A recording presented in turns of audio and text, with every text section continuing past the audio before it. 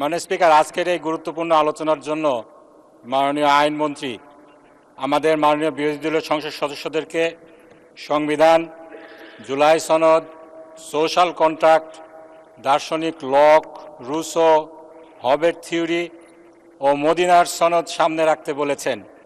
স্পিকারকে সেদিন মাননীয় ডেপুটি স্পিকারকে তিনি অনুরোধ করেছিলেন এই বিষয়গুলি যেন সংসদ সদস্যদের জন্য অ্যাভেলেবেল করা হয়। কিছু কিছু জিনিস অ্যাভেলেবেল করা হয়েছে। আশা করছি এগুলোর উপর তিনি বিস্তারিত জ্ঞান গর্ব বক্তব্য দিবেন। মাননীয় স্পিকার, 2009 সালে ইংল্যান্ডে যখন ব্যারিস্টারি পড়তে যাই, আমাদের ক্রিমিনাল ল পড়াতেন একজন লিজেন্ডারি ক্রিমিনাল লয়ার। তিনি আইনজীবীদের, ব্যারিস্টারদের কূট কৌশলের উদাহরণ দিতে যে বলেছিলেন, যখন কোনো মামলা দুর্বল থাকে তখন তার আইনজীবীরা যখন অন্য প্রতিপক্ষকে অসংখ্য বই, দলিল, দস্তাবেজ দিয়ে একেবারে ভাসিয়ে দেয়, অপ্রাসঙ্গিক বিষয় নিয়ে আলাপ আলোচনায় মগ্ন হয়, এভাবে সময় ক্ষেপণ করে ততক্ষণে মামলার দফা রফা শেষ হয়ে যায়। সেটা হলো কূটতর্ক। আমি বলছি না মাননীয় আইনমন্ত্রী এখানে জুলাই সনদ বাস্তবায়নের আলোচনার ক্ষেত্রে একই কৌশল নিয়েছেন, কিন্তু প্রশ্ন হলো জুলাই সনদ বাস্তবায়নের ক্ষেত্রে জাতীয় ঐক্যমত্য প্রতিষ্ঠা হওয়ার পরে এর বাস্তবায়নের আলোচনায় আদৌ এই সকল পলিটিক্যাল ফিলোসফি নিয়ে আলাপ তোলার কোনো যৌক্তিকতা আছে কিনা, এটা বিবেচনার দাবি রাখে। মাননীয় স্পিকার, জুলাই সনদ বাস্তবায়নের আদেশকে প্রশ্নবিদ্ধ করতে অনেকগুলো আইনি প্রশ্ন তুলে ঘোলা পানিতে মাছ শিকারের চেষ্টা চলছে, কিন্তু আইনি বিষয়গুলো নিয়ে দুঃখের সাথে বলতে বাধ্য হচ্ছি সরকার তাদের অবস্থান পরিষ্কার করছে না। আমি এখানে সুনির্দিষ্টভাবে কিছু আইনি বিষয়গুলোকে যে নিয়ে আসা হয়েছে সেগুলো উল্লেখ করতে চাই। এগুলার ব্যাপারে সরকারের সুনির্দিষ্ট জবাব চাই। যে সমস্ত প্রশ্নগুলো তোলা হয়েছে, রাষ্ট্রপতির আদেশ আইন হতে পারে কিনা, এটি হলো প্রথম প্রশ্ন। এ বিষয়ে আমি গত 15 ফেব্রুয়ারিতে বলেছি, 15 মার্চে আমি দুঃখিত মাননীয় স্পিকার, সংবিধানের 152 অনুচ্ছেদ দেখিয়ে বলেছিলাম রাষ্ট্রপতির আইন সংবিধান অনুযায়ী, রাষ্ট্রপতির আদেশ সংবিধান অনুযায়ী আইন। আজকেও আমি দেখাবো এটা যে আইন। এরপরে দ্বিতীয় যে বিষয়টি, সেখানে রাষ্ট্রপতির আদেশের এখতিয়ার নিয়ে প্রশ্ন তোলা হয়েছে। রাষ্ট্রপতির আদেশ দেওয়ার এখতিয়ার আছে কিনা, কে তাকে এই এখতিয়ার দিল, যদি এখতিয়ার থেকে থাকে কিভাবে দিল। আমাদের এই বিষয়ে পরিষ্কার কথা, রাষ্ট্রপতির আদেশ দেওয়ার এখতিয়ার আছে। এই এখতিয়ার তাদেরকে দিয়েছে জুলাইয়ের গণ অভ্যুত্থান যারা সংগঠিত করেছে সেই আপামর জনসাধারণ। এই জুলাই বিপ্লবের মাধ্যমে, অন্তর্বর্তীকালীন সরকারের মাধ্যমে এই এখতিয়ার দেয়া হয়েছে জুলাইয়ের সনদকে বাস্তবায়ন করার জন্য। তৃতীয় যেই আইনি ইস্যুটি এখানে আছে সেটি হলো, কোনো আইনকে আমরা বলছি এখতিয়ার আছে এখানে রাষ্ট্রপতির, আমাদের সম্মানিত সরকার দলীয় সদস্যগণ বলছেন এখতিয়ার নেই, কিন্তু আসলে এটা এখতিয়ার আছে কিনা এখতিয়ার নেই এটা নির্ণয় করার অধিকার কার রয়েছে? সংবিধান এখানে কি বলছে? আমাদের এখানে যেটা বক্তব্য, সংবিধানের 102 নম্বর অনুচ্ছেদে পরিষ্কার বলা হয়েছে শুধুমাত্র হাইকোর্টের এই অধিকার রয়েছে। মাননীয় আইনমন্ত্রীর সেই অধিকার নেই। আমাদের পার্লামেন্ট, এখানে আমরা আইন বানাই, আমাদের আইনটি বিধি বহির্ভূত কিনা, এখতিয়ার বহির্ভূত কিনা এটা বলার এখতিয়ার নেই। এটা এখতিয়ার রয়েছে শুধুমাত্র হাইকোর্টের।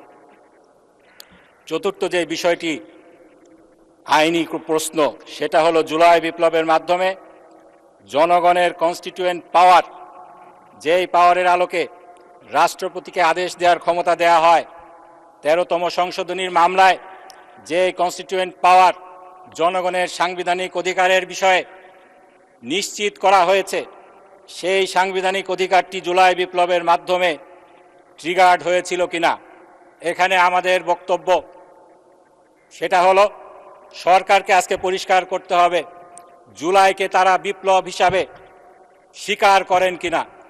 জুলাই যদি বিপ্লব হয়, যেভাবে 13তম সংশোধনীতে কেয়ারটেকার গভর্নমেন্টের আন্দোলনের সময় জনগণের অভিপ্রায়কে কনস্টিটিউয়েন্ট পাওয়ার ট্রিগার করেছিল বলে আদালত রায় দিয়েছে। একইভাবে জুলাইয়ের বিপ্লবের মাধ্যমে জনগণের কনস্টিটিউয়েন্ট পাওয়ার ট্রিগার হয়েছিল বলেও মেনে নিতে হবে। পঞ্চম যেই আইনি প্রশ্নটি রয়েছে, মাননীয় স্পিকার, জুলাইয়ের সনদ বাস্তবায়নের জন্য সংবিধান সংশোধন প্রয়োজন নাকি সংস্কার প্রয়োজন? এক্ষেত্রে আমাদের বক্তব্য হলো, বাংলাদেশে বিদ্যমান সাংবিধানিক যে আইন রয়েছে, যেই ডক্ট্রিন অফ বেসিক ফিচার, যেটা অষ্টম সংশোধনীর মামলায় আমাদের দেশে ইন্ট্রোডিউস করা হয়েছিল এবং পঞ্চম সংশোধনীর মামলায় যেটা আরও বেশি স্ট্যাবলিশড হয়েছে, সেটার আলোকে যে ধরনের সংস্কার আমরা চাচ্ছি জুলাইয়ের সনদের মাধ্যমে, সেই সংস্কার সংবিধান সংশোধনের মাধ্যমে সম্ভব নয়। এজন্য প্রয়োজন সংবিধান সংস্কার। মাননীয় স্পিকার, প্রথম যে বিষয়টি আমি বলেছি উত্তর দেয়া প্রয়োজন, সেটি হলো রাষ্ট্রপতির আদেশ আইন কিনা।